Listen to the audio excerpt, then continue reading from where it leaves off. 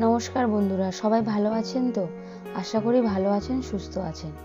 আবারও একটা নতুন রেসিপি নিয়ে চলে এসেছি, শাহী আলু পনির। এটা কিন্তু একদমই নিরামিষ। এই রেসিপিটি করতে কি কি লাগছে দেখে নিন। আমি এখানে 200 গ্রাম পনির নিয়ে এইভাবে কেটে নিয়েছি, আর একটা বড় সাইজের আলু এইভাবে ছোট ছোট টুকরো করে কেটে নিয়েছি। 8-10টা কাজু ও 8-10টা আমন্ড পেস্ট করে নিয়েছি। 2 চামচ টক দই নিয়েছি, সামান্য নুন দিয়ে ফাটিয়ে নিয়েছি।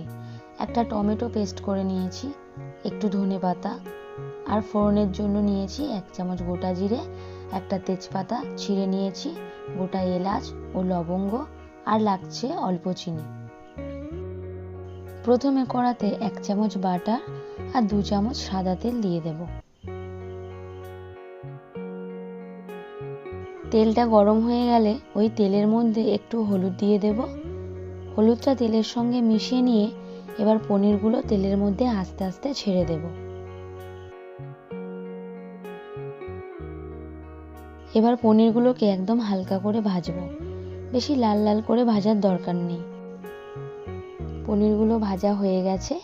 এবার সমস্ত পনিরগুলো তুলে নর্মাল জলে 10 মিনিটের জন্য রেখে দেব। অনেকেরই ধারণা যে পনির ভাজলে শক্ত হয়ে যায়, কিন্তু ভাজার পর যদি 10 মিনিট এইভাবে জলে রেখে দেওয়া যায় তাহলে পনির কিন্তু খুব সফট হয়ে যাবে।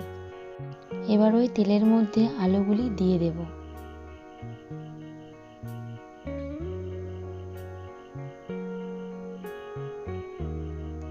হালকা করে ভেজে তুলে নেব।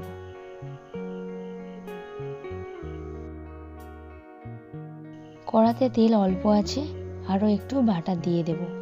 আপনারা চাইলে বাটারের পরিবর্তে পুরোটাই সাদা তেল দিয়ে রান্নাটা করতে পারেন, কিন্তু বাটার দিয়ে রান্না করলে ভালো একটা ফ্লেভার পাওয়া যায়। এবার ফোড়নটা দিয়ে দেব। একটু নাড়াচাড়া করার পর টমেটো পেস্টটা দিয়ে দেব।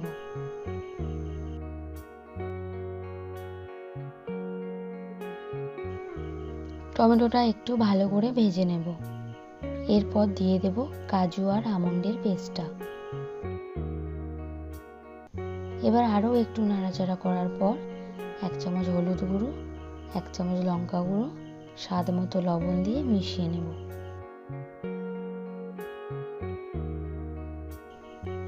উপকরণগুলো একটু ফুটে উঠলে এবারে ফাটিয়ে রাখা টক দইটা দিয়ে দেব। এরপর 2 চামচ কাশ্মীরি লঙ্কা দিয়ে দেব। একটু নেড়ে নিয়ে আলুগুলি দিয়ে দেব।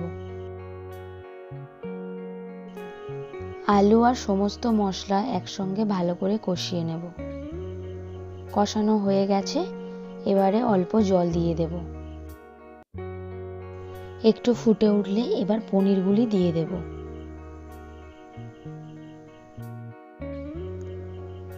এরপর একটু ধনেপাতা ও একটু চিনি দিয়ে 10 মিনিটের জন্য ঢাকনা দিয়ে দেব। 10 মিনিট হয়ে গেছে, ঢাকনাটা খুলে দেখে নেব আলুগুলি সিদ্ধ হয়েছে কিনা।